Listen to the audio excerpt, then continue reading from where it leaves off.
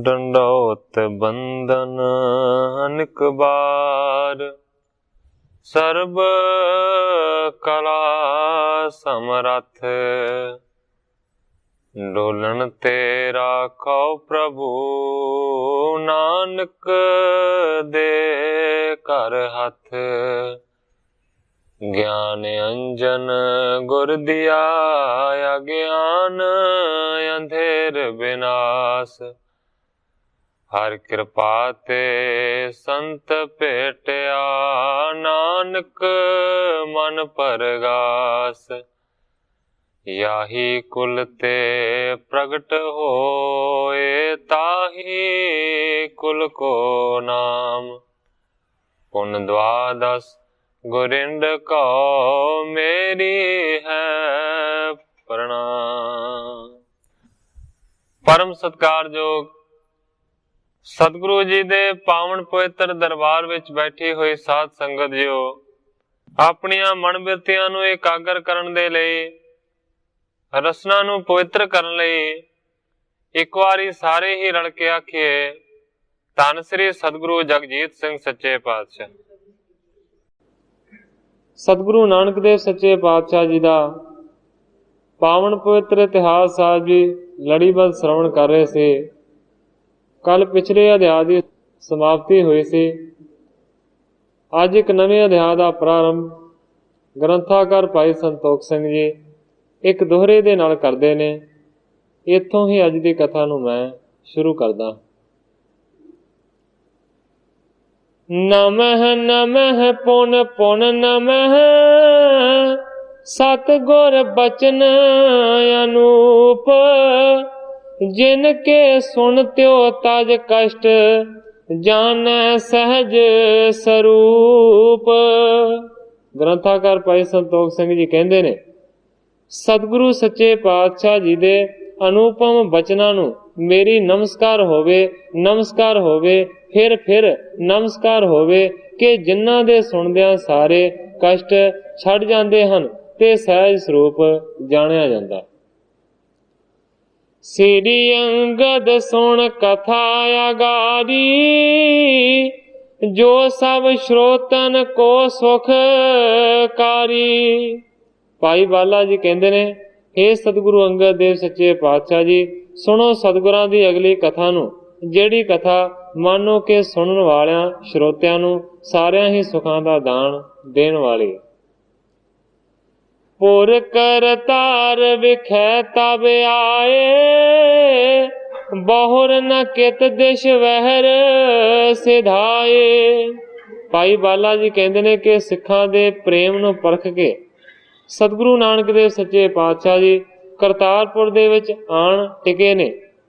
भाई बाला जी कहंदे ने कि उस तो बाद कदे भी सतगुरु नानक देव सच्चे पातशाह जी करतारपुर तो बाहर नहीं गए।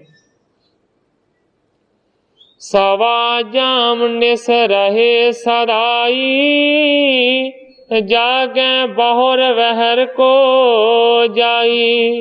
सतगुरु नानक देव सच्चे पातशाह जी का जो नित्ता क्रम है उस दे बारे भाई बाला जी कहंदे ने कि सवा पहर रात रहिंदी दे नाल सतगुरु नानक देव सच्चे पातशाह जी उठ जाते सन ते फिर घरों बाहर निकल के चले जाते सन। ऐरावती बिखै इशनाना, कर बैठे तट लाए ध्याना। जाके सतगुरु नानक देव सच्चे पातशाह जी रावी दरिया दे उत्ते इशनान करते सन ते फिर उस दे किनारे दे उत्ते ही ध्यान नूं समाधि नूं ला के बहिंदे सन। चतर कटी निस ते पुन आई, बैठे धर्मसाल सुखदाई। जदों 4 घड़ियां रात रहिंदी सी उस वेले सतगुरु नानक देव सच्चे पातशाह जी वापस आउंदे सन और धर्मशाला दे विच बहिंदे सन। होत कीरतन सिरि सतनामू, सुनत प्रेम उपजै अबीरमू। भाई बाला जी कहंदे ने फिर कीर्तन शुरू हुंदा सी, परमेश्वर दे सच्चे नाम दी सिफत हुंदी सी। उस कीर्तन नूं सुन के मन दे विच प्रेम पैदा हुंदा सी, सुंदर जिहड़ा प्रेम। सैदे क्यों एक संगत माही, दिड़ शरदा जेह के और माही। भाई बाला जी सुना रहे ने साखी, कहते ने कि संगत दे विच एक सैदो घिओ नां दा सिख रहिंदा सी। उस दे मन दे विच सतगुरु सच्चे पातशाह जी दे चरनां दी बहुत ज्यादा शरधा सी।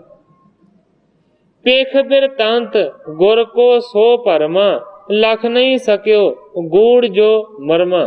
भावें के सैदो घिओ बहुत श्रद्धालु सिख सी, पर कहंदे ने कि सतगुरां दे बिरतांत नूं देख के ਉਹ ਭਰਮ ਦੇ ਵਿੱਚ ਪੈ ਗਿਆ, ਭੁਲੇਖੇ ਦੇ ਵਿੱਚ ਪੈ ਗਿਆ। ਸਤਿਗੁਰੂ ਨਾਨਕ ਦੇਵ ਸੱਚੇ ਪਾਤਸ਼ਾਹ ਜੀ ਦਾ ਜਿਹੜਾ ਗੂੜਾ ਗੁੱਝਾ ਭੇਦ ਸੀ ਉਸ ਨੂੰ ਨਾ ਜਾਣ ਸਕਿਆ। ਇਸ ਬਿਦ ਜਾਣੀ ਤਿੰਨ ਮਨ ਮਾਹੀ, ਨਿਸਮੈ ਸ੍ਰੀ ਗੁਰ ਸਰਤਾ ਜਾਹੀ।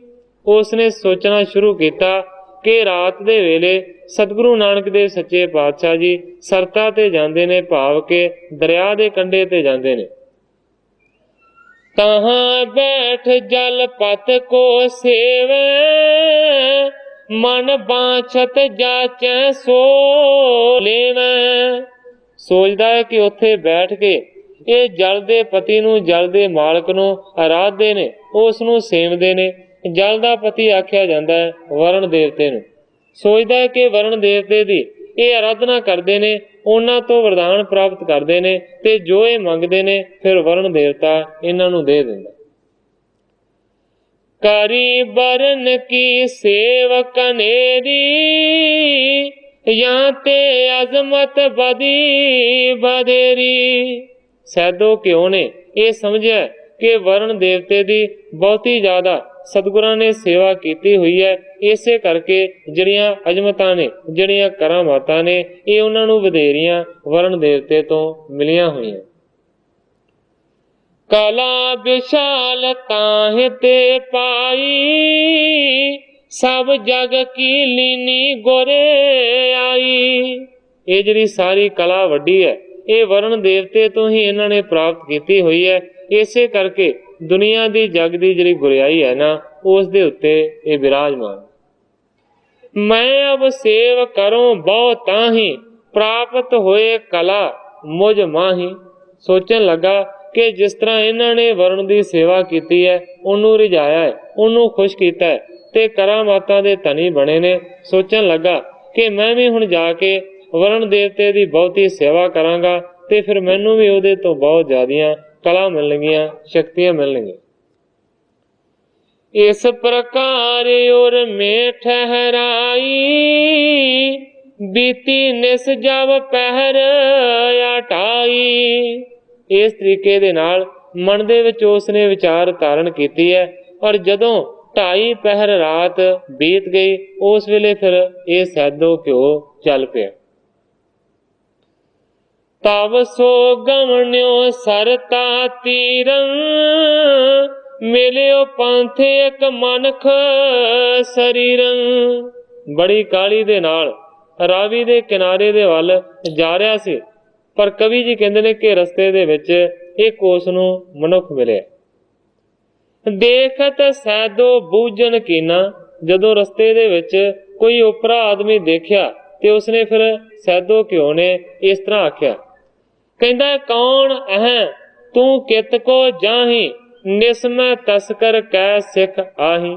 ਸਵਾਲ ਕੀਤਾ, ਕਹਿੰਦਾ ਤੂੰ ਕੌਣ ਹੈ, ਕਿੱਥੋਂ ਆਇਆ ਹੈ, ਕਿੱਧਰ ਜਾ ਰਿਹਾ ਹੈ। ਕਹਿੰਦਾ ਹੈ ਕਿ ਰਾਤ ਦੇ ਵੇਲੇ ਤੂੰ ਇਸ ਜਗ੍ਹਾ ਦੇ ਉੱਤੇ ਫਿਰਿਆ, ਕੀ ਕੋਈ ਚੋਰ ਹੈ ਜਾਂ ਕਿ ਗੁਰੂ ਦਾ ਪਿਆਰਾ ਕੋਈ ਸਿੱਖ ਹੈ। ਸੁਣ ਕੇ ਉਤਰ ਦੀਨੋ ਤਾਹੀ, ਮੁਝ ਕੋ ਤਸਕਰ ਲਖੀਏ ਨਹੀਂ। ਉਸ ਵੇਲੇ ਉਸ ਆਉਣ ਵਾਲੇ ਮਨੁੱਖ ਨੇ ਉੱਤਰ ਦਿੱਤਾ, ਕਹਿੰਦਾ ਕਿ ਮੈਨੂੰ ਤੁਸੀਂ ਤਸਕਰ ਚੋਰ ਨਾ ਸਮਝੋ। ਕਹਿੰਦਾ ਸਗਰੀ ਸਰਤਾ ਕੋ ਪਤੀ ਜਾਨੋ, ਨਾਮ ਵਰਨ ਮੇਰੋ ਪਹਿਚਾਨੋ। ਕਹਿੰਦਾ ਮੈਂ ਚੋਰ ਨਹੀਂ ਹਾਂ, ਮੈਂ ਕੋਈ ਲੁਟੇਰਾ ਜਾਂ ਡਾਕੂ ਵੀ ਨਹੀਂ ਹਾਂ। ਕਹਿੰਦਾ ਕਿ ਮੈਂ ਸਾਰੀ ਸਰਤਾ ਦਾ, ਸਾਰੇ ਪਾਣੀ ਰਾਵੀ ਦੇ ਦਾ ਮਾਲਕ ਹਾਂ, ਪਤੀ ਹਾਂ। ਔਰ ਕਹਿੰਦਾ ਹੈ ਕਿ ਮੇਰਾ ਨਾਂ ਵਰਨ ਹੈ। श्री गुर को हो पूजन जावो, दर्शन नित प्रति कर आवो। वरुण देवते ने आख्या कि मैं नित्ता प्रति रोज सतगुरु नानक देव सच्चे पातशाह जी दे दर्शन इस वेले करन जांदा हां और मैं उन्हां दी जाके पूजा करदा। सुन के सैदो गिरायो चारी, मैं तो और कछ और विचारी। उस वेले सैदो कहन लगा कि मैं ते कुछ होर तरीके दे नाल इस गल नूं विचारिया सी, समझिया सी। श्री गुर सेवा करही तुम्हारी, या ते अजमत पी तिन पारी। वरुण देवते नूं सैदो कहंदा कि मैं ते इह समझिया सी कि गुरु नानक देव सच्चे पातशाह जी तेरी सेवा करदे ने, इस करके उन्हां दे विच बहुतियां ज्यादियां करामातां। रिद्ध सिद्ध तुम ते सब पाई, इस विध की गत चित ठहराई। ਕਹਿੰਦਾ ਕਿ ਮੈਂ ਤੇ ਇਸ ਤਰੀਕੇ ਦੇ ਨਾਲ ਮਨ ਦੇ ਵਿੱਚ ਵਿਚਾਰ ਕੀਤੀ ਹੋਈ ਸੀ ਕਿ ਜਿੰਨੀਆਂ ਵੀ ਉਹਨਾਂ ਦੇ ਕੋਲ ਰਿੱਧੀਆਂ ਸਿੱਧੀਆਂ ਨੇ ਨਾ, ਉਹ ਸਾਰੀਆਂ ਤੁਹਾਡੇ ਤੋਂ ਉਹਨਾਂ ਨੇ ਪ੍ਰਾਪਤ ਕੀਤੀਆਂ। ਚਾਲੇ ਉਹ ਤੋ ਤਵ ਸੇਵਾ ਕਾਰਨ, ਮਿਲ ਕੇ ਤੁਮ ਸਭ ਕੀਨ ਉਚਾਰਨ। ਸੈਦੋ ਕਹਿੰਦਾ ਕਿ ਮੈਂ ਤੇ ਸਾਰੀ ਗੱਲ ਨੂੰ ਵਿਚਾਰ ਕੇ ਤੁਹਾਡੀ ਸੇਵਾ ਕਰਨ ਦੇ ਵਾਸਤੇ ਤੁਹਾਡੇ ਕੋਲ ਜਾ ਰਿਹਾ ਸੀ, ਪਰ ਰਸਤੇ ਦੇ ਵਿੱਚ ਹੀ ਤੁਸੀਂ ਹੁਣ ਆਣ ਕੇ ਮਿਲੇ ਹੋ ਔਰ ਤੁਸੀਂ ਕਿਸੇ ਹੋਰ ਕਿਸਮ ਦੇ ਨਾਲ ਹੀ ਮੈਨੂੰ ਜਵਾਬ ਦਿੱਤਾ। ਤੁਮ ਜੋ ਤਿੰਨ ਕੋ ਪੂਜਨ ਜਾਵੋ, ਹਉ ਨਿਜ ਮਨ ਕੋ ਕਿਉਂ ਭਰਮਾਵੋ। ਕਹਿੰਦਾ ਮੈਂ ਆਪਣੇ ਮਨ ਦੇ ਨਾਲ ਆਪੇ ਹੀ ਵਿਚਾਰ ਕਰਕੇ ਭੁੱਲ ਗਿਆ ਕਿ ਤੁਸੀਂ ਤੇ ਉਹਨਾਂ ਨੂੰ ਪੂਜਣ ਵਾਸਤੇ ਜਾਂਦੇ ਹੋ ਤੇ ਮੈਂ ਤੁਹਾਨੂੰ ਕਿਉਂ ਪੂਜਣ ਦੇ ਵਾਸਤੇ ਜਾ ਰਿਹਾ ਹਾਂ, ਕਿਉਂਕਿ ਮੈਂ ਵੀ ਤੇ ਉਹਨਾਂ ਦਾ ਪਿਆਰਾ ਸਿੱਖ। ਸੁਣ ਕੇ ਬਰਨ ਪਾਣੀ ਪੁਨ ਬਾਣੀ, ਸ੍ਰੀ ਨਾਨਕ ਲਖ ਗਣ ਗੁਣ ਖਾਨੀ। ਸੈਦੋ ਘਿਓ ਦੀ ਗੱਲ ਨੂੰ ਸੁਣ ਕੇ ਉਸ ਵੇਲੇ ਵਰੁਣ ਦੇਵਤੇ ਨੇ ਆਖਿਆ ਕਿ ਸਤਿਗੁਰੂ ਨਾਨਕ ਦੇਵ ਸੱਚੇ ਪਾਤਸ਼ਾਹ ਜੀ ਨੂੰ ਤੁਸੀਂ ਜਾਣੋ ਕਿ ਬਹੁਤ ਵੱਡੇ ਗੁਣਾਂ ਦੀ ਉਹ ਖਾਨ ਨੇ। ਨਰਨ ਉਧਾਰਨ ਹਿਤ ਅਵਤਾਰਾ, ਧਰਿਓ ਦੇਹ ਨਿਜ ਸ੍ਰੀ ਕਰਤਾਰਾ। ਮਨੁੱਖਾਂ ਨੂੰ ਉਧਾਰਨ ਦੇ ਵਾਸਤੇ, ਇਸ ਸੰਸਾਰ ਸਾਗਰ ਤੋਂ ਤਾਰਨ ਦੇ ਵਾਸਤੇ ਲੋਕਾਂ ਨੂੰ ਆਪ ਕਰਤਾਰ ਨੇ, ਪਰਮੇਸ਼ਰ ਨੇ ਅਵਤਾਰ ਨੂੰ ਧਾਰਨ ਕੀਤਾ ਹੈ। ਦ੍ਰਿੜ ਸ਼ਰਧਾ ਤਰ ਭਰਮੋ ਨਾਹੀ, ਚਰਨ ਕਮਲ ਸੇਵੋ ਤੁਮ ਤਾਹੀ।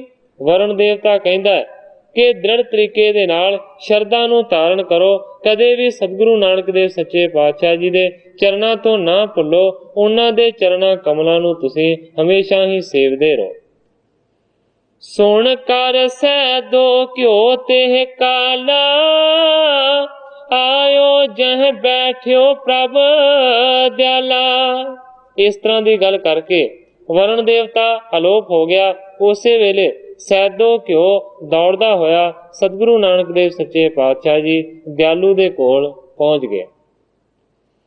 ਅਭਿਵੰਦਨ ਕਰ ਬੈਠ ਸਮੀਪਾ, ਪਿਖ ਬੋਲੇ ਬੇਦੀ ਕੁਲ ਦੀਪਾ। ਆਣ ਕੇ ਸਤਿਗੁਰੂ ਨਾਨਕ ਦੇਵ ਸੱਚੇ ਪਾਤਸ਼ਾਹ ਜੀ ਦੇ ਚਰਨਾਂ ਦੇ ਉੱਤੇ ਸੈਦੋ ਨੇ ਨਮਸਕਾਰ ਕੀਤੀ ਹੈ ਤੇ ਸਤਿਗੁਰੂ ਨਾਨਕ ਦੇਵ ਸੱਚੇ ਪਾਤਸ਼ਾਹ ਜੀ ਦੇ ਕੋਲ ਬਹਿ ਗਿਆ। ਤੂੰ ਕਿਉਂ ਆਇਓ ਨਿਸਾ ਮਝਾਰੀ, ਆਵਤ ਹੁਤੋ ਹੋਤ ਪੁਨ ਸਾਰੀ। ਰਾਤ ਦੇ ਵੇਲੇ ਜਦੋਂ ਸੈਦੋ ਘਿਓ ਪਹੁੰਚਿਆ ਸਤਿਗੁਰਾਂ ਦੇ ਕੋਲ ਤੇ ਸਤਿਗੁਰਾਂ ਨੇ ਦੇਖ ਕੇ ਸਵਾਲ ਕੀਤਾ, ਕਹਿੰਦੇ ਨੇ ਹੇ ਭਾਈ ਤੂੰ ਰਾਤ ਦੇ ਵੇਲੇ ਮੇਰੇ ਕੋਲ ਕਿਉਂ ਆਇਆ ਹੈ। ਕਹਿੰਦੇ ਨੇ ਅੱਗੇ ਤੇ ਕਦੇ ਨਹੀਂ ਆਇਆ। ਗੁਰੂ ਜੀ ਕਹਿੰਦੇ ਨੇ ਅੱਗੇ ਤੇ ਤੂੰ ਜਦੋਂ ਸਵੇਰ ਹੁੰਦੀ ਸੀ ਉਦੋਂ ਹੀ ਆਉਂਦਾ ਸੀ। ਨਿਜ ਬਿਰਤਾਂਤ ਤਿਨ ਸਰਬ ਬਖਾਨਾ, ਪ੍ਰਭ ਜੀ ਤੁਮਰੋ ਭੇਦ ਨਾ ਜਾਣਾ।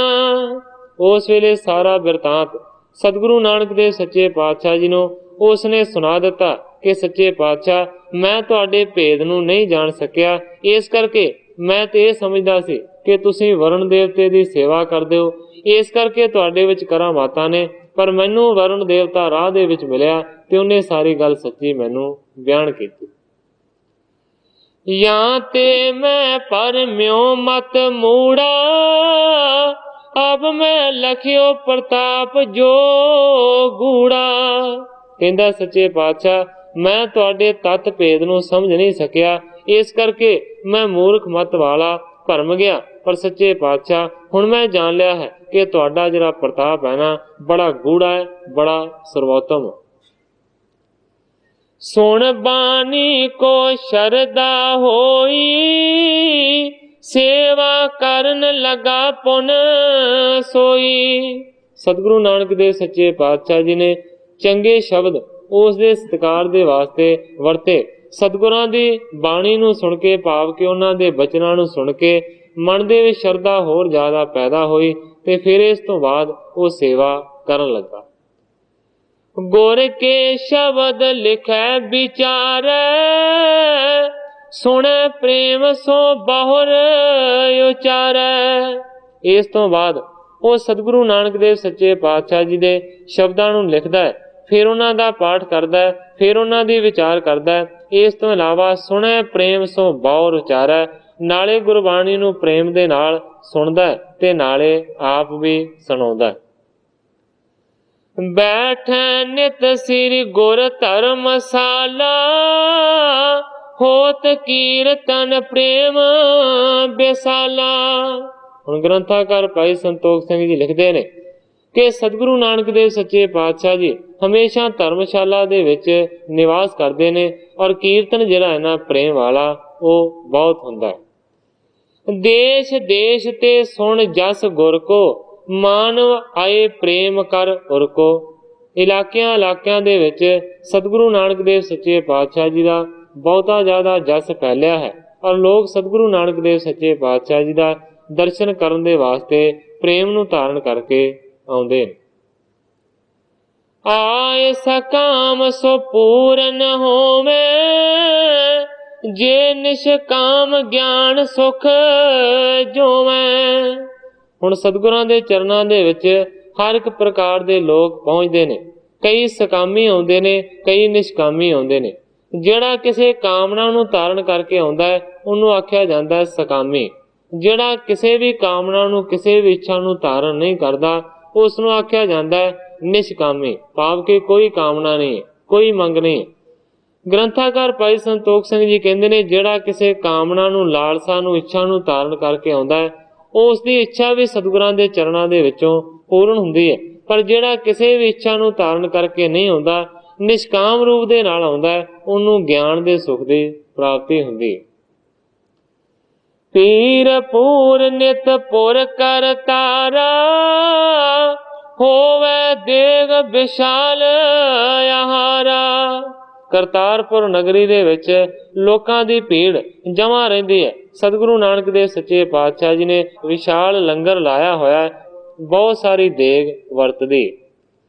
बैठे होते एक नर आयो, बंधन करके बैन अलायो। कवि जी कहते हैं कि एक दिन सतगुरु नानक देव सच्चे पातशाह जी विराजमान सन। इन्ने चिर नूं बाहरों कोई आदमी आया, उसने सतगुरां दे चरणां दे उत्ते आण के नमस्कार कीती ते फिर उसने एक अर्ज कीती। कहंदा सिक्खी किदों फकीरी करो, धर्म गृहस्थ को कह उर धरो। आण के उसने सवाल किया कि हे सच्चे पातशाह, कि मैं सिक्खी नूं धारण करां या कि फकीरी नूं धारण करां, या फिर दसो कि मैं गृहस्थी मार्ग दा धारनी बना। दसो कि मैं सिख बना या मैं फकीर बना ते जां मैं गृहस्थी बना, तिन्हां दे विचों की बना। ज्यों रावर की होए रजाए, त्यों कर हों शुभ देहो बताए। कहंदा जी जिस तरह तुहाडा हुक्म होवेगा, जिस तरह तुहाडी रजा होवेगी, मैं उसे तरह करांगा। जेकर तुसीं सिੱਖੀ धारण करन दे वास्ते आखोगे मैं सिख बन जावांगा। जे तुसीं आखोगे कि फकीरी नूं धारण कर ला, साध बन जा, ते मैं साधु बन जांगा। इस तो इलावा जे तुसीं आखोगे कि सिख भी ना बन, फकीर भी ना बन, तू सिर्फ गृहस्थी मार्ग दा धारनी बन जा, ते मैं वो भी बन जांगा। जिवें तुसीं हुक्म करोगे मैं उवें ही करांगा। सुनियो आपको जस मैं पारी, चल आयो हित बूझन कारी। कहंदा कि मैं दूरां दूरां तो ਬਹੁਤਿਆਂ ਸਾਰਿਆਂ ਲੋਕਾਂ ਤੋਂ ਤੁਹਾਡਾ ਬਹੁਤਾ ਜ਼ਿਆਦਾ ਜਸ ਸੁਣਿਆ ਹੈ। ਇਸ ਕਰਕੇ ਮੈਂ ਤੁਹਾਨੂੰ ਪੁੱਛਣ ਦੇ ਵਾਸਤੇ ਤੁਹਾਡੇ ਹਜ਼ੂਰ ਪਹੁੰਚਿਆ। बोले कृपा निधान तब प्रथम करो यस काज, हमरी ले अरदास तुम गमनो तूरन आज। ਜਦੋਂ ਇਸ ਤਰੀਕੇ ਦੀ ਉਸ ਆਦਮੀ ਨੇ ਅਰਜ਼ ਕੀਤੀ ਤੇ ਸਤਿਗੁਰੂ ਨਾਨਕ ਦੇਵ ਸੱਚੇ ਪਾਤਸ਼ਾਹ ਜੀ ਜੋ ਕਿ ਕਿਰਪਾ ਦੇ ਖਜ਼ਾਨੇ ਨੇ, ਉਹਨਾਂ ਨੇ ਬਚਨ ਕੀਤਾ। ਕਹਿੰਦੇ ਨੇ ਪ੍ਰਥਮ ਕਰੋ ਅਸ ਕਾਜ, ਕਹਿੰਦੇ ਨੇ ਪਹਿਲਾਂ ਸਾਡੇ ਇੱਕ ਹੁਕਮ ਨੂੰ ਮੰਨ, ਇਹ ਕੰਮ ਕਰ ਕਿ ਸਾਡੀ ਇੱਕ ਅਰਦਾਸ ਲੈ ਕੇ, ਸਾਡਾ ਇੱਕ ਹੁਕਮਨਾਮਾ ਲੈ ਕੇ ਤੂੰ ਜਿੱਥੇ ਅਸੀਂ ਕਵਾਂਗੇ ਨਾ ਉੱਥੇ ਛੇਤੀ ਪਹੁੰਚ ਜਾ। बसे सिख यम के जो ग्रामो, बूझ नाम जावो तिस तामो। कहन लगा जी सत बचन। सतगुरु नानक देव सच्चे पातशाह जी ने अपने हत्थां दे नाल एक हुक्मनामा लिखिया ते सतगुरु नानक देव सच्चे पातशाह जी ने हुक्मनामा लिख के ਉਹਦੇ हत्थ दे विच दे दिता ते कहंदे ने फलाणे नगर दे विच एक साडा सिख रहिंदा है, ਉਹਦਾ ਨਾਂ ਪੁੱਛ ਕੇ ਉਹਦੇ ਘਰ ਚਲਿਆ ਜਾ।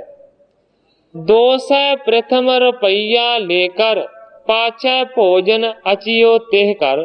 सतगुरु नानक देव सच्चे पातशाह जी ने नाल ही ताकीद कीती है कि पहला उस सिख तो 200 रुपया लै लेना है ते फिर ही उस दे घर दे अन्न जल नूं प्रवान करना है। जेकर 200 रुपया वो ना देवे ते तू उस दे घर दा भोजन नहीं छकना। बहुरो जब तू हट कर आवे, ए उत्तर हम तबे बतावे। गुरु जी कहंदे ने जदों उस नूं हुक्मनामा दे के उस तो 200 रुपया लैके फिर तू साडे कोल पहुंचेगा ना, फिर तेनू तेरे सवाल दा उत्तर देवांगे कि तू सिख बनना है या फकीर बनना है कि जां गृहस्थी बनना है। गुरु जी कहंदे ने जदों वापस मुड़ के आवेगा ना फिर तेरी गल दा जवाब देवांगे, पहला ये काम कर। हुक्म नाम ले कर वह आसू, शीगर गयो ताह सिख पासू। हुण ग्रंथाकार जी कहंदे ने कि सतगुरां दे हुक्मनामे नूं लै के, सतगुरां दी चिट्ठी नूं लै के बड़ी काहली दे नाल ही, शीघरता दे नाल ही उस सिख दे घर ये पहुंच गए। अतिशय घर ते निरतन सोई, कब कब भोजन प्राप्त होई। हुण सतगुरु नानक देव सच्चे पातशाह जी ने जिस सिख दे घर दे विच इस नूं भेजिया, कवि जी कहंदे ने वो बहुत ही ज्यादा निरतन है, बहुत ज्यादा गरीब है, कदे कदे ही भोजन घर दे विच पकदा है। एक सिख तेह दुतिया पलेरी, तीजी तनजा है तिन केरी। घर दे विच 3 मैंबर ने, एक मोहरी परिवार दा वो सिख है, दूसरी उसदी घरवाली है और तीसरी उसदी एक जवान लड़की। हुक्म सो नामा दिया गुर जब ही, अधिक प्रेम कर बंद है तब ही। इसने जाके उस सिख नूं हुक्मनामा दे दिता। सतगुरु नानक देव सच्चे पातशाह जी दे हुक्मनामे नूं जदों देखिया ते बड़े प्रेम दे नाल हुक्मनामे नूं उसने सिर निवाया, मत्था टेकिया। सादर सो तेह मंच बिसाए, चरण पखारे कर बहु पाए। पुराने समय दे विच आए गए सिख दा सतगुरां वल्लों जिहड़ा भेजिया जांदा सी उस दा बहुत ज्यादा सत्कार किया जाता सी। आम तौर ते अगे जाके इस तरह की कथा आवेगी कि इसे प्रथा नूं तोड़न दे वास्ते सच्चे पातशाह जी ने मसंद प्रथा कायम की सी। मसंदा का भी इसे तरीके दे नाल बहुत ज्यादा सत्कार हुंदा सी जदों किसी सिख दे घर दे विच जांदे सन, क्योंकि गुरु घर दे मोहरी सिख इन्हां नूं मन्निया जांदा सी। हुण जिहड़ा सतगुरां दा हुक्मनामा लैके जांदा सी उस नूं हुक्मनामिया आख्या जांदा सी। हुण सतगुरां दे हुक्मनामे नूं लैके वो आदमी गया है, सिख ने हुक्मनामे नूं पहला नमस्कार कीती है, वंदना कीती है ते फिर बहुत ही ज्यादा सत्कार दे नाल उस नूं सोहना पलंग बिछा के उहदे उत्ते बिठा दिता। बिठा के फिर उस दे प्रेम दे नाल पहला चरण धोते गए। बहुर कयो भोजन कर लीजै, दूर सो श्रम मार्ग को कीजै। चरण धवा के उस तो बाद भोजन तैयार किया गया ते फिर उस सिख ने आण के अर्ज की कि तुसी पहला भोजन छक लो, भोजन छक के आराम करो, तुसी रस्ते दे विच थक गए हो। सिख सो तिसने बचन अलाए, गुर को हुक्म न भोजन खाए। फिर उस हुक्मनामा लियाउण वाले ने आख्या सिख नूं कि सतगुरु नानक देव सच्चे पातशाह जी ने बचन कीता है, हुक्म ना भोजन खाए कि तू पहला उसदे घर दे विचों भोजन नहीं खाना। पूरब सर्व दरब को लेई, पाछे ते कर असन अचेई। कहंदा कि सतगुरां ने हुक्म कीता है कि पहला तेरे तो मैं 200 रुपया लवां ते फिर तेरे घर दे विचों अन्न जल ग्रहण करां। इस करके पहला 200 रुपया मैनू दे दे तां मैं तेरे घर दे विचों छकांगा। सुन कै सिख सो तूषण रहयो, बदी चिंत सरता मन बहियो। जिस घर दे विच एक वेले दा जिहड़ा भोजन है ਉਹ भी सबब दे नाल मिलदा सी, उस नूं जदों 200 रुपये दी गल आखी ते कहंदे ने कि सिख सुणदियां सार चुप कर गया, चिंता दी नदी दे विच रुड़न लग पिया कि सतगुरां दे हुक्म नूं मैं किस तरह मन्ना, मैं किवें 200 रुपया इकट्ठा करां। कहते देऊं करो क्या काजा, सिखी परण रह किव आजा। सोचन लगा सिख कि मैं कित्थों दियां 200 रुपया, की ऐसा काम करा कि मैनू 200 रुपया मिल जावे ते जेकर मैं सतगुरां दे हुक्म नूं नहीं मनदा, इनू 200 रुपया नहीं देंदा, मेरा फिर जिहड़ा सिक्खी दा प्रण कीता होया ना वो टुट जांदा है, मैं किस तरह करा। घर में सौज नहीं अस कोई, बेच बाजार दियो धन जोई। सोचन लगा कि घर दे विच ऐसी कीमती कोई चीज भी नहीं है कि जिन्नू वेच के मैं बाजार दे विच 200 रुपया प्राप्त कर लवां। सोचन लगा हुण मैं की करा, जे पैसे नहीं देंदा ते सिक्खी दे प्रण वालों झूठा पैना। तेह तन जा को पंच सै, हो तो शाह एक देत, आग को दरब पछाण के सिख न पूरब लेत। हुण ग्रंथाकार जी कहंदे ने उस दी जिहड़ी जवान धी सी उस दा कोई वड्डा शाहूकार रिश्ता मंगदा सी और कहंदा सी कि मैं 500 रुपया तेनू दे देवांगा जेकर तू मेरे नाल अपनी लड़की दा विआह कर देवेगा।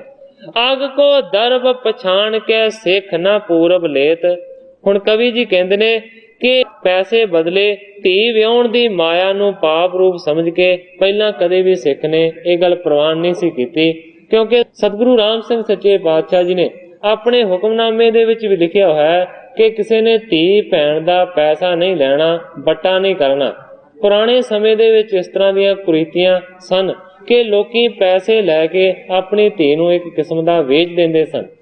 हुण ग्रंथाकार जी कहंदे ने कि कोई अमीर शाहूकार सी, वो बड़ी वारी इस नूं कहंदा हुंदा सी कि तू अपनी धी दा रिश्ता मैनू कर दे, मैं तेनू 500 रुपया दे देवांगा।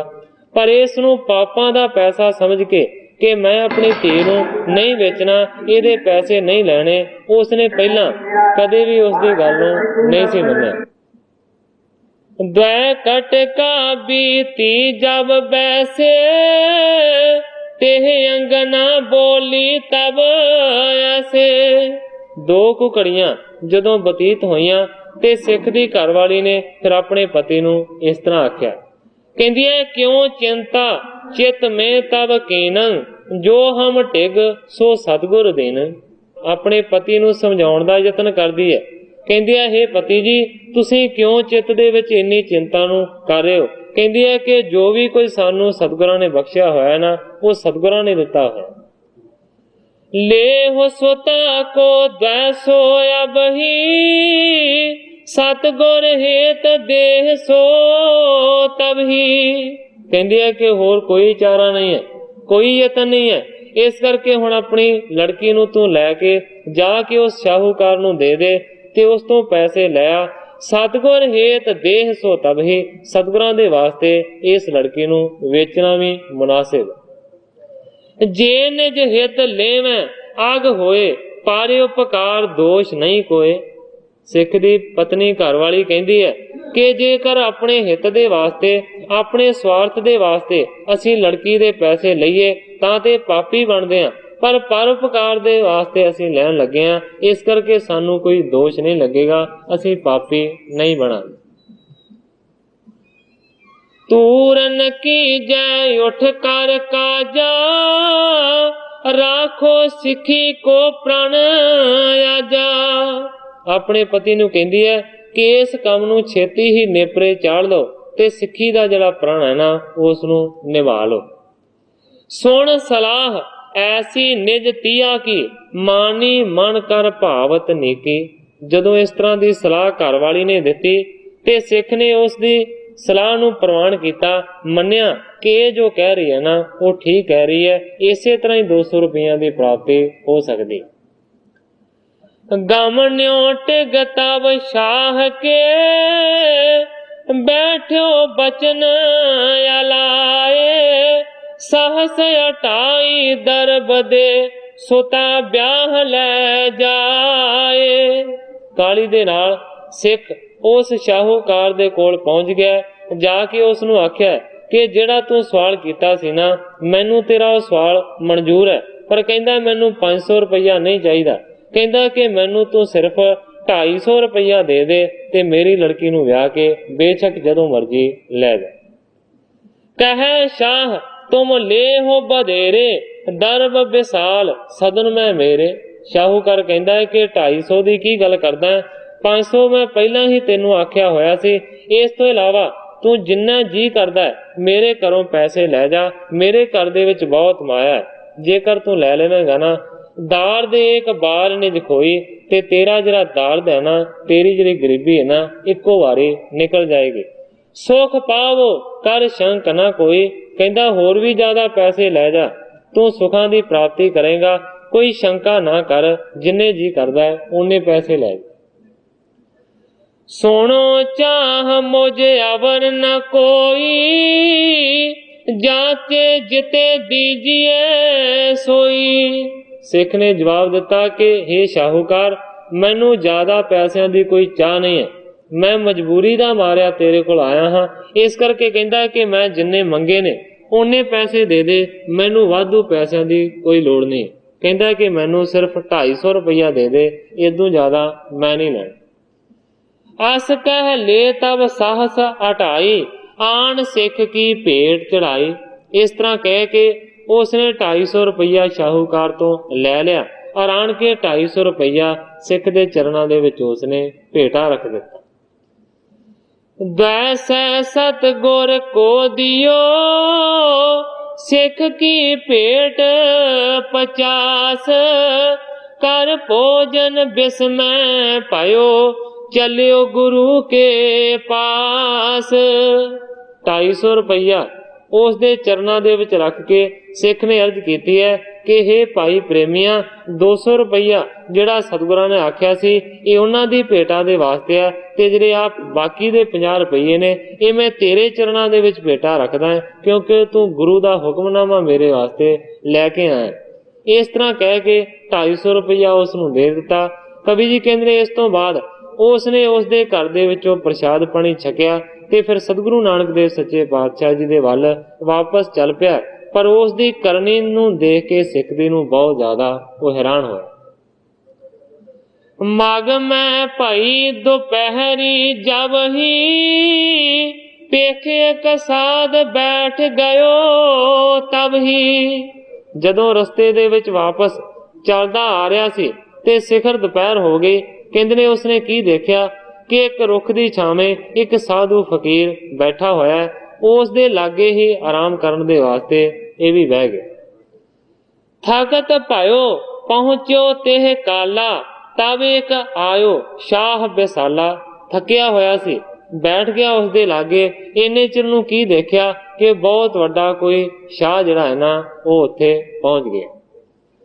संत स्वरूप बिलोक कृपाला, पेट चढ़ायो एक दुशाला। ओजरा अमीर शाहूकार आया है, उसने संत स्वरूप जान के उस कृपालू नूं जिहड़ा कि रुख दे थले साध बैठा होया सी ਉਸ ਦੇ ਚਰਨਾਂ ਦੇ ਵਿੱਚ ਭੇਟਾ ਰੱਖੀ ਕੁਝ ਪੈਸਿਆਂ ਦੀ ਔਰ ਇੱਕ ਦਿਸ਼ਾਲਾ ਉਸ ਦੇ ਉੱਤੇ ਰੱਖ ਦਿੱਤਾ, ਉਸ ਦੇ ਮੋਢਿਆਂ ਤੇ ਦੇ ਦਿੱਤਾ। ਕੁਛ ਤਰ ਮਦਰ ਆਹਾਰ ਆਗਾਰੀ ਬੰਧਨ ਕੀਨੀ ਭਾਉ ਧਰ ਭਾਰੀ। ਇਸ ਤੋਂ ਇਲਾਵਾ ਮਿੱਠੇ ਕੁਝ ਪਕਵਾਨ ਆਹਾਰ ਰੱਖ ਕੇ ਉਸ ਨੇ ਨਮਸਕਾਰ ਕੀਤੀ, ਬੜੇ ਹੀ ਪ੍ਰੇਮ ਨੂੰ ਧਾਰਨ ਕਰਕੇ। ਦੇ ਕਰ ਭੇਟ ਸ਼ਾਹ ਸੋ ਗਇਓ ਇੱਕ ਪੰਥੀ ਤਬ ਆਵਤ ਪਇਓ। ਉਹ ਸ਼ਾਹੂਕਾਰ ਇਸ ਤਰ੍ਹਾਂ ਦੀ ਭੇਟਾ ਦੇ ਕੇ ਚਲਾ ਗਿਆ। ਇੰਨੇ ਚਿਰ ਨੂੰ ਕਹਿੰਦੇ ਨੇ ਕਿ ਹੋਰ ਕੋਈ ਰਾਹੀ ਉੱਥੇ ਪਹੁੰਚ ਗਿਆ। ਤਹ ਤੇ ਲੀਨ ਉਚਾਏ ਦੁਸ਼ਾਲਾ ਗਮਨ ਕੀਨ ਆਗੇ ਤਤਕਾਲਾ। ਜਿਹੜਾ ਦੂਸਰਾ ਕੋਈ ਰਾਹੀ ਆਇਆ ਉਸਨੇ ਉਹਨਾਂ ਸੰਤਾਂ ਦੇ ਮੋਢੇ ਦੇ ਉੱਤੋਂ ਦੁਸ਼ਾਲਾ ਵੀ ਲਾ ਲਿਆ, ਜਿਹੜੇ ਅੱਗੇ ਪੈਸੇ ਰੱਖੇ ਸਨ ਉਹ ਵੀ ਚੁੱਕ ਲਏ, ਚੱਲਦਾ ਬਣਾ। ਸੰਤ ਨ ਬੋਲਿਓ ਕਛ ਤਬੈ ਜਾਣੇ ਉਬੈ ਸਮਾਨ। ਦੀਨ ਭਲਾ ਨਹੀਂ ਪਾਖਿਓ ਲੀਨ ਬੁਰਾ ਨਾ ਬਖਾਨ। ਪਰ ਕਵੀ ਜੀ ਕਹਿੰਦੇ ਨੇ ਉਹ ਜਿਹੜੇ ਸੰਤ ਜਨ ਸਨ ਉਹ ਇੱਕੋ ਵਰਗੇ ਰਹਿ, ਕਹਿੰਦੇ ਨੇ ਜਾਣੇ ਉਬੈ ਸਮਾਨ, ਭਾਵ ਕੇ ਦੋਵੇਂ ਸ਼ਾਹ ਤੇ ਚੋਰ ਉਹਨੇ ਇੱਕੋ ਬਰਾਬਰ ਹੀ ਜਾਣੇ ਨੇ। ਦੀਨ ਭਲਾ ਨਹੀਂ ਪਾਖਿਓ ਲੀਨ ਬੁਰਾ ਨਾ ਬਖਾਨ। ਕਹਿੰਦੇ ਨੇ ਜਿਹਨੇ ਦੇ ਦਿੱਤਾ ਹੈ ਦੇਣ ਵਾਲੇ ਨੂੰ ਉਹਨਾਂ ਨੇ ਚੰਗਾ ਨਹੀਂ ਆਖਿਆ, ਤੇ ਜਿਹੜਾ ਲੈ ਗਿਆ ਉਸ ਨੂੰ ਮਾੜਾ ਵੀ ਨਹੀਂ ਆਖਿਆ, ਉਹਨਾਂ ਨੇ ਇੱਕੋ ਵਰਗਾ ਦੋਵਾਂ ਨੂੰ ਸਮਝਿਆ। ਆਇਓ ਹਰਖ ਨ ਮਨ ਮੇ ਕੀਨੋ ਗਇਓ ਜਬ ਔਰ ਸ਼ੋਕ ਨਾ ਕੀਨੋ।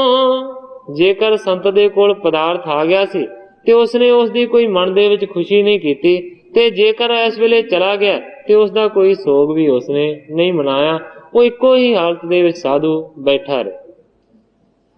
ਸਿੱਖ ਬੈਠਿਓ ਸਭ ਦੇਖ ਤਮਾਸ਼ਾ ਪੁਣ ਉੱਠ ਚਲਿਓ ਹੇਤ ਪ੍ਰਭੂ ਪਾਸਾ।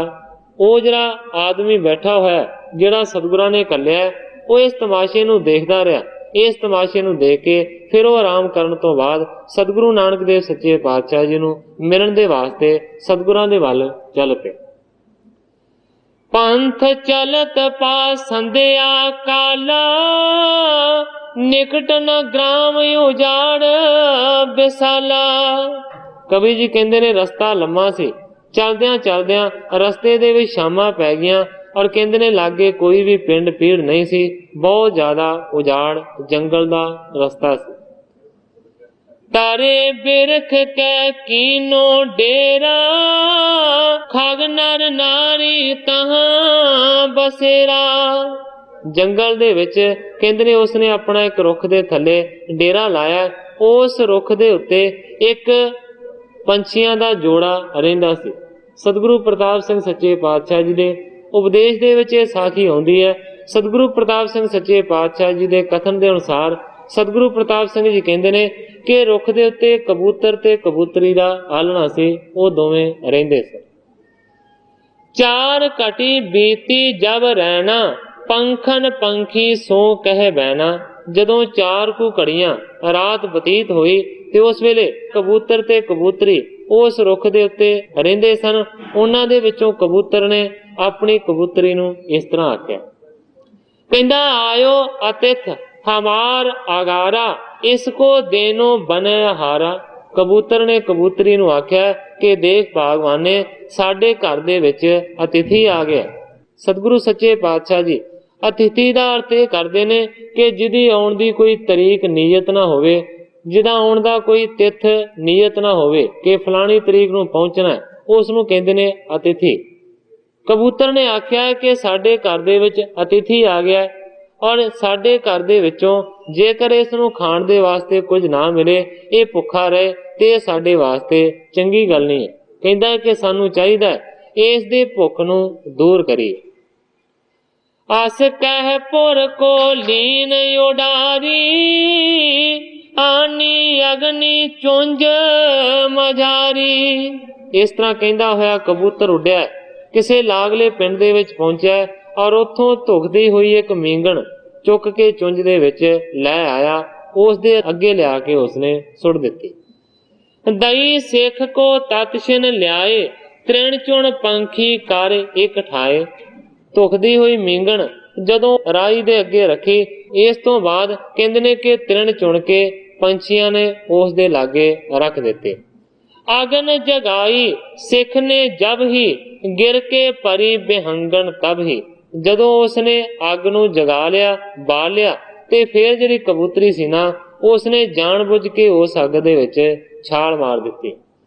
ਤਿਸ ਪਛਚਾਤ ਬਿਹੰਗ ਗਿਰ ਪਰਿਓ ਹੁਤੋ ਭੂਖ ਯੁਤ ਭੋਜਨ ਕਰਿਓ। ਉਸ ਦੇ ਡਿੱਗਣ ਤੋਂ ਬਾਅਦ ਫਿਰ ਕਬੂਤਰ ਨੇ ਵੀ ਉਸ ਅੱਗ ਦੇ ਵਿੱਚ ਛਾਲ ਮਾਰ ਦਿੱਤੀ ਤੇ ਦੋਵਾਂ ਨੂੰ ਭੁੰਨ ਕੇ ਉਹ ਖਾ ਗਿਆ। ਉਸ ਨੂੰ ਬੜੀ ਭੁੱਖ ਲੱਗੀ ਹੋਈ ਸੀ। ਹੁਣ ਗ੍ਰੰਥਾਕਾਰ ਭਾਈ ਸੰਤੋਖ ਸਿੰਘ ਨੇ ਇਹ ਸਾਖੀ ਨੂੰ ਇਸ ਤਰ੍ਹਾਂ ਬਿਆਨ ਕੀਤਾ ਹੈ। ਸਤਿਗੁਰੂ ਪ੍ਰਤਾਪ ਸਿੰਘ ਸੱਚੇ ਪਾਤਸ਼ਾਹ ਜੀ ਵੀ ਇਸ ਸਾਖੀ ਦਾ ਬਿਆਨ ਕਰਦੇ ਨੇ ਆਪਣੇ ਇੱਕ ਵੱਖਰੇ ਅੰਦਾਜ਼ ਦੇ ਨਾਲ। ਸਤਿਗੁਰੂ ਪ੍ਰਤਾਪ ਸਿੰਘ ਸੱਚੇ ਪਾਤਸ਼ਾਹ ਜੀ ਇਸ ਤਰ੍ਹਾਂ ਬਿਆਨ ਕਰਦੇ ਨੇ ਕਿ ਸਤਿਗੁਰਾਂ ਦੇ ਕੋਲ ਇੱਕ ਆਦਮੀ ਆਇਆ। ਉਸਨੇ 2 ਸਵਾਲ ਕੀਤੇ ਕਿ ਸੱਚੇ ਪਾਤਸ਼ਾਹ ਮੈਂ ਸਾਧ ਬਣਾ ਜਾਂ ਕਿ ਮੈਂ ਗ੍ਰਸਤੀ ਬਣਾ। ਇਸ ਜਗ੍ਹਾ ਦੇ ਉੱਤੇ 3 ਸਵਾਲ ਕੀਤੇ ਗਏ ਨੇ। ਇੱਕ ਉਸਨੇ ਆਖਿਆ ਕਿ ਮੈਂ ਸਿੱਖ ਬਣਾ, ਦੂਸਰੀ ਗੱਲ ਆਖੀ ਹੈ ਕਿ ਮੈਂ ਸਾਧ ਬਣਾ, ਤੇ ਤੀਸਰੀ ਗੱਲ ਆਖੀ ਹੈ ਕਿ ਮੈਂ ਗ੍ਰਸਤੀ ਬਣਾ। ਪਰ ਸਤਿਗੁਰੂ ਪ੍ਰਤਾਪ ਸਿੰਘ ਸੱਚੇ ਪਾਤਸ਼ਾਹ ਜੀ ਕਹਿੰਦੇ ਨੇ ਉਸਨੇ ਆਣ ਕੇ 2 ਸਵਾਲ ਕੀਤੇ ਸਨ ਕਿ ਮੈਂ ਸਾਧ ਬਣਾ ਜਾਂ ਮੈਂ ਗ੍ਰਸਤੀ ਮਾਰਗ ਦਾ ਧਾਰਨੀ ਹੋਵਾਂ। ਤੇ ਸਤਿਗੁਰੂ ਸੱਚੇ ਪਾਤਸ਼ਾਹ ਜੀ ਇਸ ਜਗ੍ਹਾ ਦੇ ਉੱਤੇ ਆਣ ਕੇ ਕਹਿੰਦੇ ਨੇ ਕਿ ਜਦੋਂ ਉਹ ਪਹੁੰਚਿਆ ਰਸਤੇ ਦੇ ਵਿੱਚ ਤੇ ਉਸਨੇ ਇੱਕ ਸਾਧੂ ਨੂੰ ਬੈਠਾ ਹੋਇਆ ਦੇਖਿਆ। ਕੀ ਦੇਖਿਆ ਕਿ ਕੁਝ ਆਦਮੀ ਆਏ ਨੇ, ਉਹਨਾਂ ਨੇ ਸਾਧੂ ਦੇ ਮੋਢਿਆਂ ਦੇ ਉੱਤੇ ਦੁਸ਼ਾਲਾ ਪਾਇਆ, ਅੱਗੇ ਥਾਲਾ ਭਰ ਕੇ ਰੁਪਈਆਂ ਦਾ ਰੱਖਿਆ ਤੇ ਉਹ ਚਲੇ ਗਏ। ਸਾਧੂ ਨੂੰ ਕੋਈ ਫਰਕ ਨਹੀਂ ਪਿਆ। ਸਤਿਗੁਰੂ ਪ੍ਰਤਾਪ ਸਿੰਘ ਸੱਚੇ ਪਾਤਸ਼ਾਹ ਜੀ ਕਹਿੰਦੇ ਨੇ ਕੁਝ ਸਮੇਂ ਮਗਰੋਂ ਕੁਝ ਹੋਰ ਆਦਮੀ ਆਏ, ਉਹਨਾਂ ਨੇ ਨਾਲੇ ਤੇ ਰੁਪਈਏ ਅੱਗੋਂ ਚੁੱਕ ਲਏ, ਨਾਲੇ ਸਾਧ ਦਾ ਦੁਸ਼ਾਲਾ ਲਾ ਲਿਆ, ਔਰ ਇਸ ਤੋਂ ਇਲਾਵਾ ਲੱਤਾਂ ਮੁੱਕੀਆਂ ਦੇ ਨਾਲ ਸਾਧ ਨੂੰ ਕੁੱਟਿਆ ਵੀ, ਮਾਰਿਆ ਵੀ। ਸੋਗ ਜਾਂ ਗਮੀ ਉਸ ਨੂੰ ਬਿਲਕੁਲ ਨਹੀਂ ਹੋਈ। ਉਹ ਇੱਕੋ ਜਿਹੀ ਬਿਰਤੀ ਦਾ ਮਾਲਕ ਰਿਹਾ। ਇਸ ਤੋਂ ਅੱਗੇ ਸਤਿਗੁਰੂ ਪ੍ਰਤਾਪ ਸਿੰਘ ਸੱਚੇ ਪਾਤਸ਼ਾਹ ਜੀ ਕਹਿੰਦੇ ਨੇ ਕਿ ਅੱਗੇ ਰਾਹੀ ਚੱਲਦਾ ਗਿਆ। ਜੰਗਲ ਦਾ ਰਸਤਾ ਸੀ, ਬਰਸਾਤ ਹੋਣੀ ਸ਼ੁਰੂ ਹੋ ਗਈ, ਰਾਤ ਪੈ ਗਈ, ਸਾਰੇ ਕੱਪੜੇ ਉਸ ਰਾਹੀ ਦੇ ਭਿੱਜ ਗਏ ਤੇ ਉਹ ਆਖਿਰਕਾਰ ਇੱਕ ਰੁੱਖ ਦੇ ਥੱਲੇ ਬਹਿ ਗਿਆ। ਉਸ ਰੁੱਖ ਦੇ ਉੱਤੇ ਕਬੂਤਰ ਤੇ ਕਬੂਤਰੀ ਦਾ ਜੋੜਾ ਰਹਿੰਦਾ ਸੀ। ਕਬੂਤਰ ਨੇ ਕਬੂਤਰੀ ਨੂੰ ਆਖਿਆ ਕਿ ਰਾਹੀ ਆ ਗਿਆ, ਅਤਿਥੀ ਆ ਗਿਆ ਸਾਡੇ ਘਰ ਦੇ ਵਿੱਚ। ਪਹਿਲਾਂ ਤੇ ਇਹ ਠਰਿਆ ਹੋਇਆ, ਭਿੱਜਾ ਹੋਇਆ, ਇਹਨੂੰ ਸੁੱਖ ਦੇਣਾ ਚਾਹੀਦਾ। ਕਹਿਣ ਤੋਂ ਭਾਵ ਹੈ ਕਿ ਭਿੱਜਾ ਹੋਇਆ, ਠੰਡ ਲੱਗ ਰਹੀ ਹੈ, ਪਹਿਲਾਂ ਇਸ ਦੀ ਠੰਡ ਦੂਰ ਕਰਨੀ ਚਾਹੀਦੀ ਹੈ। ਇਸ ਕਰਕੇ ਕਬੂਤਰ ਗਿਆ ਉੱਡ ਕੇ ਕਿਤੋਂ ਧੁਖਦੀ ਹੋਈ ਮੀਂਗਣ ਲਿਆ ਕੇ ਉਸ ਦੇ ਅੱਗੇ ਸੁੱਟ ਦਿੱਤੀ ਹੈ। ਇਸ ਤੋਂ ਬਾਅਦ ਕਿਉਂਕਿ ਮੀਂਹ ਪੈਣ ਦੇ ਨਾਲ ਬਾਲਣ ਸਾਰਾ ਭਿੱਜ ਚੁੱਕਾ ਸੀ, ਕਹਿੰਦਾ ਹੈ ਕਿ ਹੁਣ ਅੱਗ ਨਹੀਂ ਬਾਲਣੀ, ਜੇਕਰ ਸੁੱਕੀ ਚੀਜ਼ ਨਾ ਮਿਲੇ, ਸੁੱਕੀ ਲੱਕੜੀ ਨਾ ਮਿਲੇ। ਇਸ ਤੋਂ ਬਾਅਦ ਕਬੂਤਰ ਤੇ ਕਬੂਤਰੀ ਨੇ ਸਲਾਹ ਕਰਕੇ ਆਪਣਾ ਸੁੱਕਾ ਆਲਣਾ ਉਸ ਦੇ ਉੱਤੇ ਲਿਆ ਕੇ ਸੁੱਟ ਦਿੱਤਾ। ਜਦੋਂ ਸੁੱਕਾ ਆਲਣਾ ਡਿੱਗਾ ਤੇ ਅੱਗ ਬਲ ਪਈ। ਫਿਰ ਉਸਨੇ ਛੋਟੀਆਂ ਛੋਟੀਆਂ ਹੋਰ ਵੀ 2-4 ਲੱਕੜਾਂ ਸਤਿਗੁਰੂ ਪ੍ਰਤਾਪ ਸਿੰਘ ਸੱਚੇ ਪਾਤਸ਼ਾਹ ਜੀ ਕਹਿੰਦੇ ਨੇ ਅੱਗ ਦੇ ਉੱਪਰ ਰੱਖੀਆਂ ਤੇ ਅੱਗ ਬਲ ਪਈ। ਅੱਗ ਜਦੋਂ ਸੇਕੀ ਤੇ ਫਿਰ ਭੁੱਖ ਲੱਗੀ।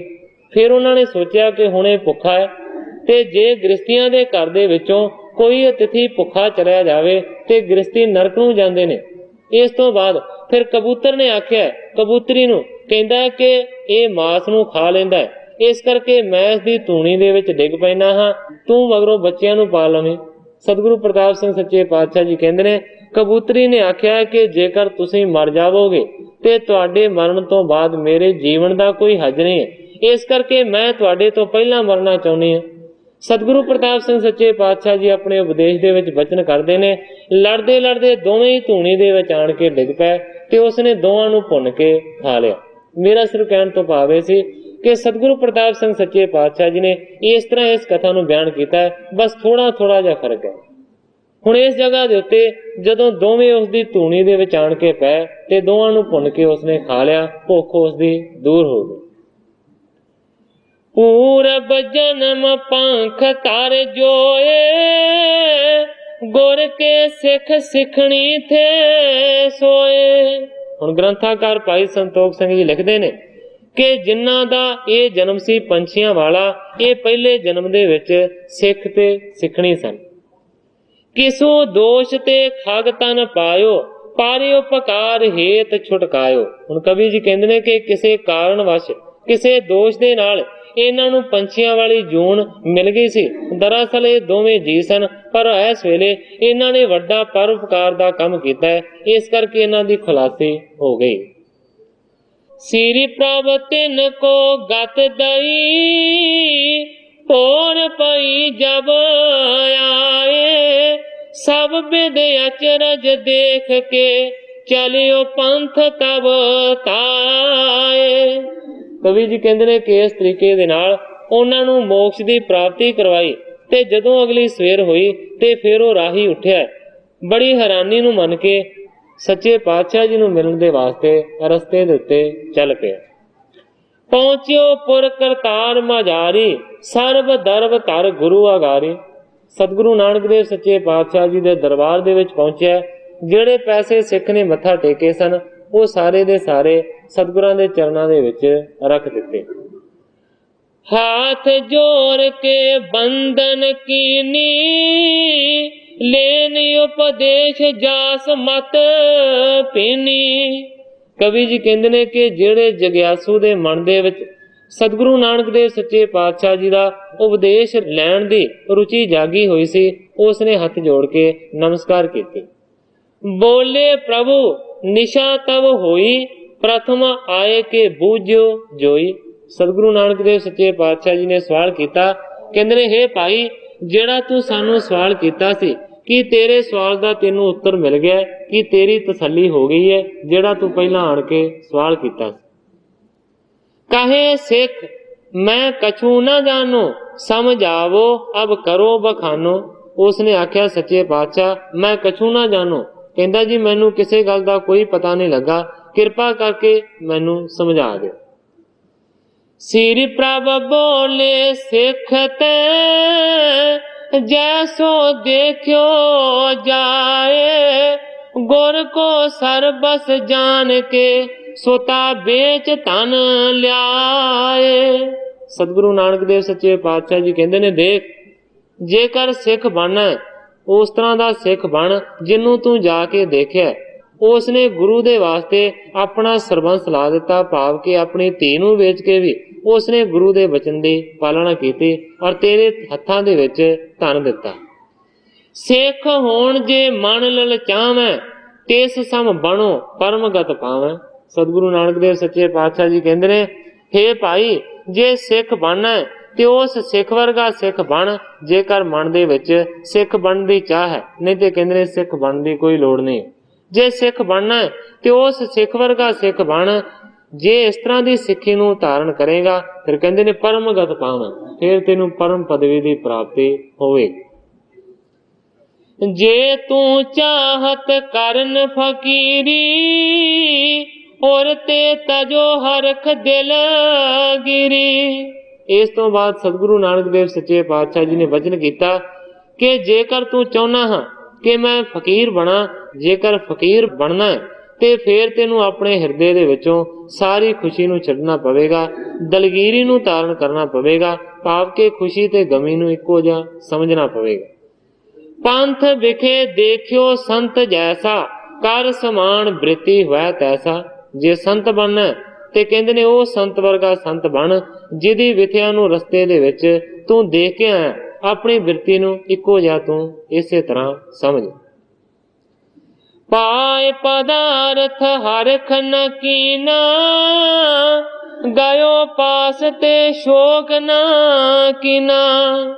ਗੁਰੂ ਜੀ ਕਹਿੰਦੇ ਨੇ ਯਾਦ ਕਰ ਉਸ ਗੱਲ ਨੂੰ ਕਿ ਜਦੋਂ ਉਸਦੇ ਕੋਲ ਪਦਾਰਥ ਆਇਆ ਤੇ ਉਹ ਖੁਸ਼ੀ ਨਹੀਂ ਹੋਇਆ, ਤੇ ਜਦੋਂ ਉਸਦੇ ਕੋਲੋਂ ਪਦਾਰਥ ਚਲਾ ਗਿਆ ਤੇ ਉਸਨੇ ਕੋਈ ਗਮੀ ਵੀ ਨਹੀਂ ਮਨਾਈ, ਉਹ ਇੱਕੋ ਜਿਹਾ ਰਿਹਾ।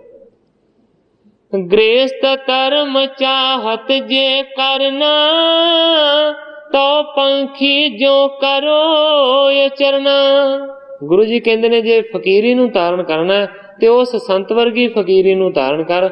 ਇਸ ਤੋਂ ਅੱਗੇ ਗੁਰੂ ਜੀ ਕਹਿੰਦੇ ਨੇ ਜੇ ਤੂੰ ਚਾਹੁੰਦਾ ਕਿ ਗ੍ਰਸਤ ਧਰਮ ਦਾ ਧਾਰਨੀ ਬਣਾ ਤੇ ਕਹਿੰਦੇ ਨੇ ਫਿਰ ਇਸ ਤਰ੍ਹਾਂ ਕਰ ਜਿਵੇਂ ਉਸ ਕਬੂਤਰ ਤੇ ਕਬੂਤਰੀ ਨੇ ਆਪਣਾ ਆਚਰਣ ਕੀਤਾ। ਹੇਤ ਅਤਿਥ ਕੇ ਦੁਖ ਨ ਵਿਚਰਿਓ, ਖਿਨ ਮੈਂ ਨਿਜ ਸਰੀਰ ਪਰ ਹਰਿਓ। ਗੁਰੂ ਜੀ ਕਹਿੰਦੇ ਨੇ ਜੇ ਗ੍ਰਸਤੀ ਬਣਨਾ ਤੇ ਉਸ ਕਬੂਤਰ ਤੇ ਕਬੂਤਰੀ ਵਰਗਾ ਬਣ ਜਿਨ੍ਹਾਂ ਨੇ ਤਿਥੀ ਦੇ ਹੇਤ ਦੇ ਵਾਸਤੇ कोई भी दुख नहीं मन्निया। कहते ने उन्होंने बिल्कुल इस गल की विचार नहीं की, अपने शरीरां दा बलिदान दे दिता, पर अतिथि की सेवा दे लई वो तत्पर रहे। तीनों एह विचारिए नीकी, करो आप जो शरदा जी की। सतगुरु नानक देव सच्चे पातशाह जी कहते ने तिन्ने ही रीतियां चंगियां ने। गुरु जी कहते ने जेड़ी तेनू चंगी लगदी है ना, ਉਹੀ ਸ਼ਰਧਾ ਨੂੰ ਧਾਰਨ ਕਰਕੇ ਕਰ ਲੈ। ਗੁਰੂ ਜੀ ਕਹਿੰਦੇ ਨੇ ਜੇ ਸਿੱਖ ਬਣਨ ਦੀ ਚਾਹ ਹੈ, ਜਿਹੜੇ ਸਿੱਖ ਦਾ ਮੈਂ ਤੈਨੂੰ ਦਰਸ਼ਨ ਕਰਾਇਆ, ਉਸ ਸਿੱਖ ਵਰਗਾ ਸਿੱਖ ਬਣ। ਜੇਕਰ ਫਕੀਰ ਬਣਨਾ ਤੇ ਗੁਰੂ ਜੀ ਕਹਿੰਦੇ ਨੇ ਉਸ ਵਰਗਾ ਫਕੀਰ ਬਣ ਜਿਹਨੂੰ ਰਸਤੇ ਦੇ ਵਿੱਚ ਤੂੰ ਦੇਖ ਕੇ ਆਇਆ। ਤੇ ਜੇ ਗ੍ਰਸਤੀ ਬਣਨਾ ਹੈ ਤੇ ਸੱਚੇ ਪਾਤਸ਼ਾਹ ਜੀ ਕਹਿੰਦੇ ਨੇ ਉਸ ਕਬੂਤਰ ਕਬੂਤਰੀ ਵਰਗਾ ਬਣ। ਇਹ ਤਿੰਨੇ ਰਸਤੇ ਗੁਰੂ ਜੀ ਕਹਿੰਦੇ ਨੇ ਬਹੁਤ ਚੰਗੇ ਨੇ। ਸ਼ਰਧਾ ਨੂੰ ਧਾਰਨ ਕਰਕੇ ਜਿਹੜੇ ਮਰਜ਼ੀ ਰਸਤੇ ਨੂੰ ਅਖਤਿਆਰ ਕਰ ਲੈ। सुन के सेखया धीरज तरने, केह को पायो समर्थ ना करने। पर हैरानगी की गल है कि जदों सतगुरां ने इस तरह आख्या ते सुन के उसका जिहड़ा धीरज सी ना वो डोल गया। केह को पायो समर्थ ना करने, वो तिन्नां दे विचों एक वर्गा भी धारनी बनने दे लायक नहीं सी। उहदी समर्था ही नहीं सी कि वह सिख वर्गा सिख बन जे, जां वह साधु वर्गा साध बन जे, जां कबूतर ते कबूतरी वर्गा गृहस्थी बन जे। कहंदे ने उसदा धीरज डोल गया। वो तिन्नां गल्लां दे विचों कोई भी गल करन दे वास्ते तैयार ना होया। हाथ जोड़ के बचन बखाने, ये तीनों दुष्तर में जाने। हाथ जोड़ के सतगुरु नानक देव सच्चे पातशाह जी नूं कहंदा है, कहंदा जी ये तिन्ने रस्ते बड़े दुष्तर ने, बड़े कठिन ने, बड़े औखे ने। कहंदा जी तिन्नां रस्तियां दे विचों मैं एक भी रस्ते नूं धारण नहीं कर सकदा, मेरी इन्नी समर्था नहीं। होए आवत एक पास न मेरे, करें जे नर से तन बडेरे। कहंदा जी मैं तिन्नां दे विचों एक वर्गा भी नहीं बन सकदा। कहंदा कि मेरे तो एक भी काम नहीं हो सकदा। करें जे नर से धन बडेरे। जेड़े मनुख इस तरह के काम करते हैं गुरु जी वो धनता दे योग ने, वो वड्डे महापुरख ने। मैं वो सिख वर्गा सिख भी नहीं बन सकता, मैं उस साधु वर्गा साधु भी नहीं बन सकता, ते मैं उस कबूतर ते कबूतरी वर्गा गृहस्थी भी नहीं बन सकता। गुरु जी जेड़े इस तरह के कर्म करते हैं वो ते वड्डे महापुरख धन ने, मैं ते उस योग नहीं हाँ, मैं ते इस गल दे बिल्कुल लायक नहीं। जदप मोते होए न आए, तदप मैं रावर शरण आए। जदप दा भाव हुंदा भावें के, कहंदा कि भावें कि मैं इन्हां तिन्नां गल्लां नूं करन दे वास्ते समर्थ नहीं है, पर तदप तां भी मैं रावर शरण आए, तां भी मैं तुहाडी शरण दे विच डिग्गा होया। आदम उदाहरण बिरद तुम्हारा, पत तिन पावन कहे जग सारा।